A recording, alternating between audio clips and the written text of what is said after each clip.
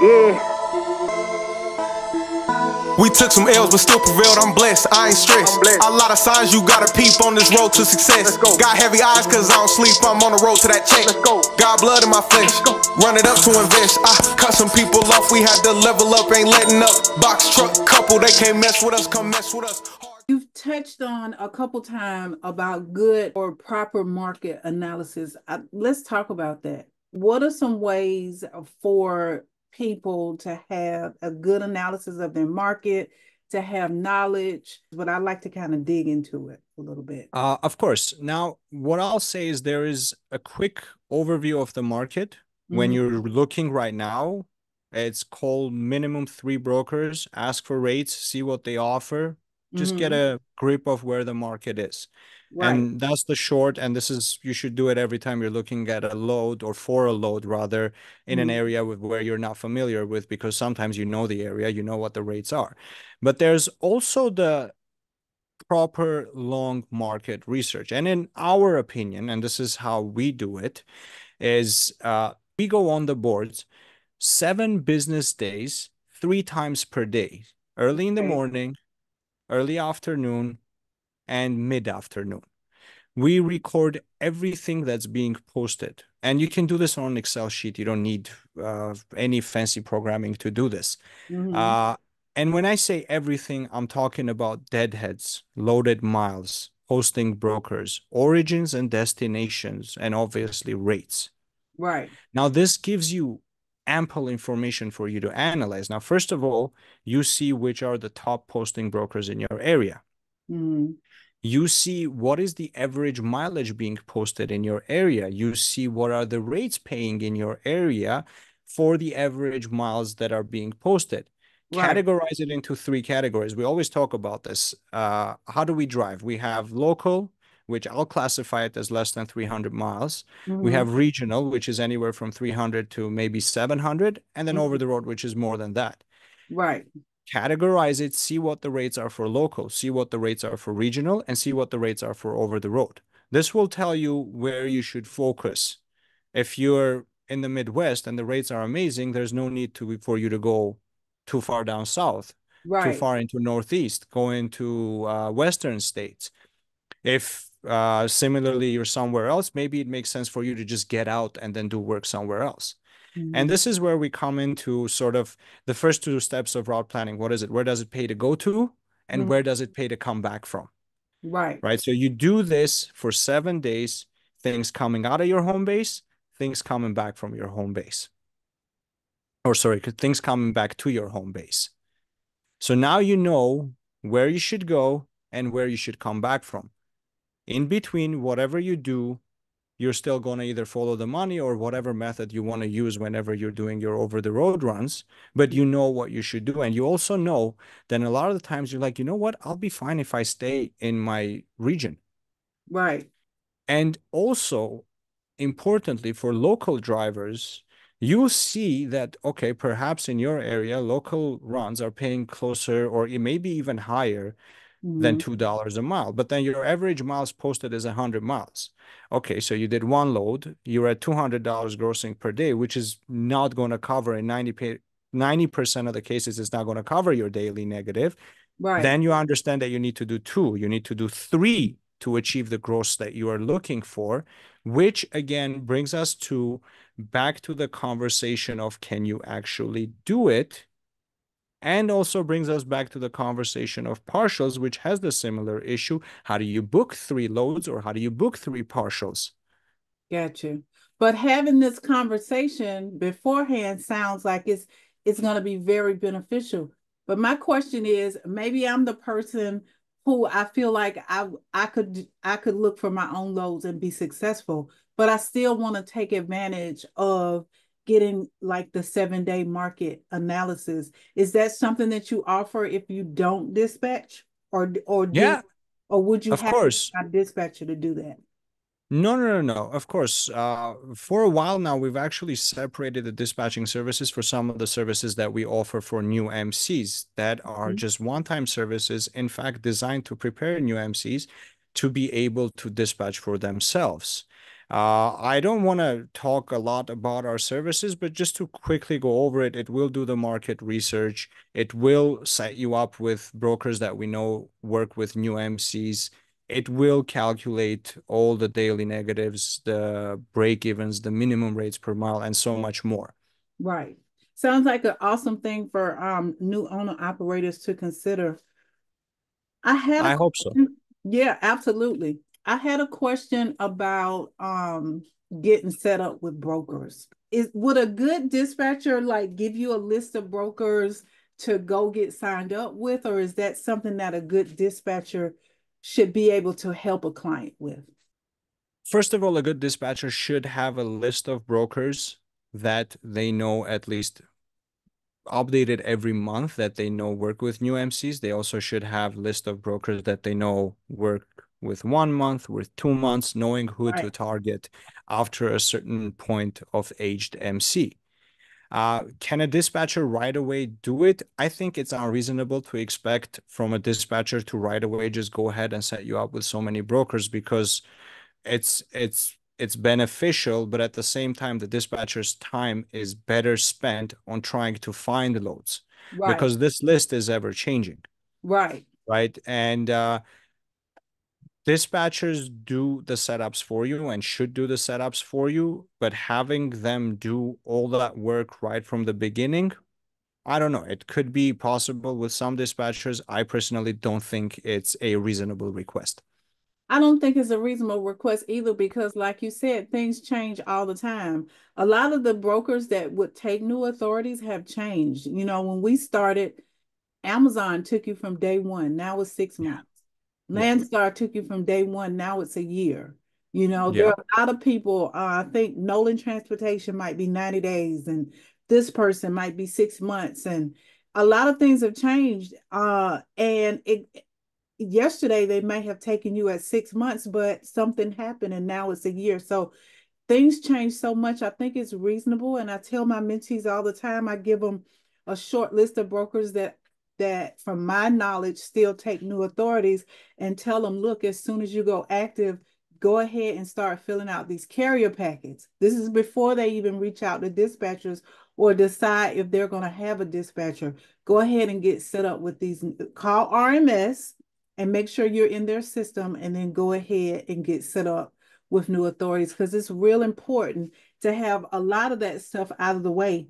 I remember the days of being a new authority and spending hours filling out carrier packets, just trying to get that load that was on the board. So it's really important to stay Absolutely. on top of it. Yeah. And if I could add one more thing, especially right now when most of the setups are done electronically. Mm-hmm. I know a lot of people go with virtual addresses because it makes sense, Mm-hmm. but do verify your address because we've seen a lot of carriers that are legitimate carriers get blocked by brokers because their address is matched by 200 other carriers, Right. of which a certain amount has been linked to fraud, to double brokering. And Yes. this is such a pity way to not work with a broker because your address got flagged, Right. right? And I know a lot of people think that corporate address is a lot better. I think having your home address as your business address beats you being related to a certain company that has done not proper things and for you to get punished for it just because you chose that virtual address. And Absolutely. I'll add to it, whenever you're doing carrier setup, be very mindful with what you say, with what you put, because everyone has increased their compliance levels. Right. And at the beginning, especially at the beginning, you don't want to miss out on any of these brokers that are working with new MCs. And Absolutely. even then, and we've seen certain brokerages that work with new MCs ask carriers to send pictures of their trucks, to Mm. send a bill with their address on it to verify it. And even then, sometimes you get a response that they've made a business decision not to work with you. It Wow. has become very tough, and you want to Yes. maximize the brokers that you work with, but also don't rush it in a way for you to make mistakes in the setup that are going to be crucial and get you blacklisted for good. Absolutely. Very, very good advice. Absolutely. Very good advice. So many people get knocked down before they even get up because they're not being honest. So very nice. Very nice. I didn't have any more questions. Did you have anything else that you wanted to add? I think we didn't talk about partials. We said we were going to talk about partials, but then we forgot. Okay, gotcha. Yeah, that's a real important subject. So what's your advice to especially new authorities, but anyone when it comes to partials? New authorities, it's extremely difficult to do partials with new authorities because most of the times you have to be able to work with multiple brokers to be able to book partial loads.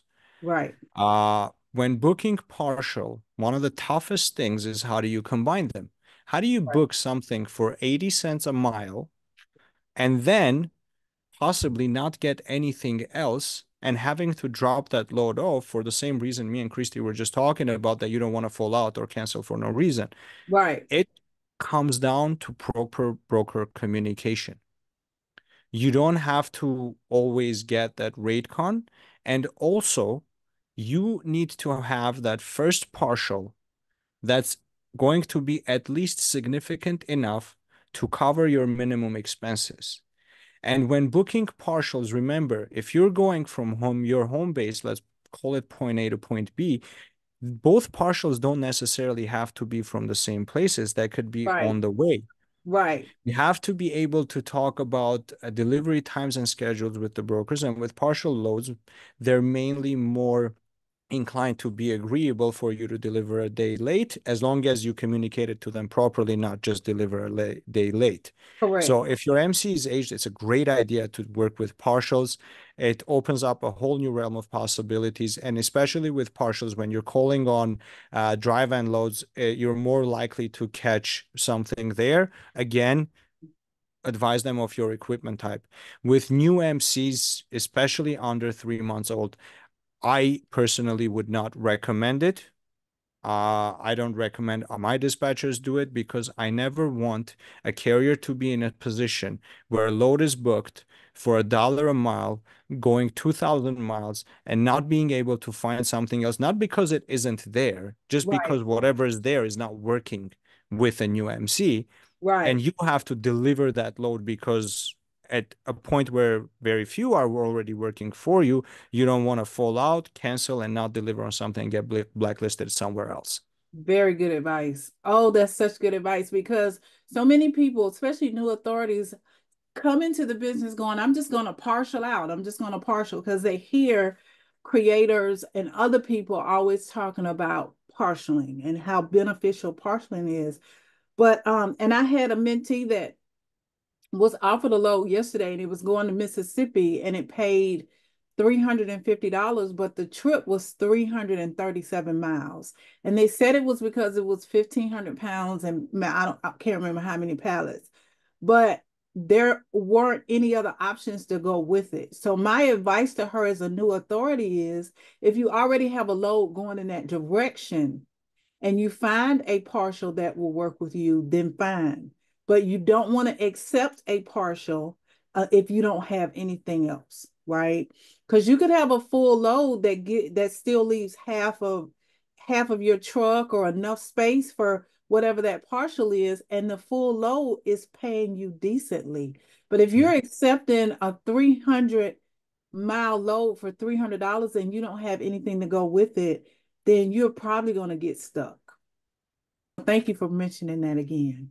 Of course, and one more caution tale I will say, and this will go back to making sure you're checking the rate confirmation and knowing when to do, because we did have a case when the broker posted a load for a partial, the rate confirmation came for a partial. The Mm. driver went to pick up at the shipper, they loaded the truck and put a seal on it. Mm. Now, what do you do in these cases? You call the broker says sorry. So in these cases, you either refuse to pick up the load because it isn't according to what your rate confirmation is, or Right, call the broker and ask them to actually pay you for the full load right, before you take possession of the load. Don't do this right, after you drive off from the right, shipper. Right. Because if anything isn't according to your rate confirmation, you need to call the broker, you need to call their after hours just to make sure, especially with partials. And I Yeah. will go as far as, if there's no seal, count the pallets, count the boxes Take a that it says on picture. BOL. Take Yeah. a picture. Make sure at the shipper, at the receiver, they write your check in, they write your check out. Yes. If there was no driver assist, make sure it's there that they loaded. Make sure they secured the load. You Right. don't want to go to the receiver hundreds of miles away and then realize that the shipper forgot to load a pallet. Right. You Right. don't want to go in there realizing that they didn't secure the load properly. And the shipper's like, I wasn't supposed to secure the load, that it was the driver's job. Right. And all of that. And if the load is damaged, that goes as a claim on your insurance. So be very mindful when you're there, document everything, know what you're supposed to and what you're not supposed to. And similar, and the reason why this came from the seal, if it's a seal, you can have a coffee on the side, they're going to load it, they're going to seal it, you're just going to drive the truck away. But if it's not, who secures the load? Right. Count the pallets and the boxes. Right. You know, the same goes for things like detention or anything additional that was added to the load. Before you Accessorial drive charges away for from sure. the shipper, make sure that you have in writing from the broker your updated rate con with your detention pay, any changes, tow new, lumper fees, anything that was added to that load after you got to the shipper that was not included in that rate con. It's important that you never pull off from the shipper without having that stuff in writing. Because if you don't have it in writing, it didn't happen. It's sad, but it's true. It's true. Anything else you can think of that's important to this conversation? I think we covered a whole bunch. We I did. think we This was did a good. good conversation. Yeah, yeah, This was there was a lot of information in here, especially yeah. new authorities. And you know, Michael, working with new authorities is what we like to do. So this was, especially hearing it from your side, from the dispatcher side, was real important. And we appreciate it very much. I really hope I was able to give some knowledge of value, and thank you so much for having me. It's always a grand pleasure speaking with you. You're welcome. You're welcome. You're welcome so much. So you guys, this has been a really good conversation. If you have any questions or comments, make sure that you put them down in the comment section of this video. If you'd like to reach out to Michael, I'll put his information in the description box of this video as well, whether it's questions about dispatching, whether it's questions about market analysis, or whatever questions or concerns that you have. Make sure that you either reach out to him or put them in the comment section because he monitors those as well, okay?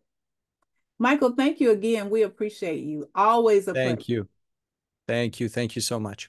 You're welcome. All right, y'all, that's going to about do it for this video. Thank you so much for tuning in. Make sure if you're not currently subscribed to the channel, you do so because we have lots of great content coming, and we'll see you in the next video. Bye-bye. Yeah. We took some L's, but still prevailed. I'm blessed. I ain't stressed. A lot of signs you gotta peep on this road to success. Got heavy eyes cause I don't sleep. I'm on the road to that check. Got blood in my flesh. Run it up to invest. I cut some people off. We had to level up. Ain't letting up.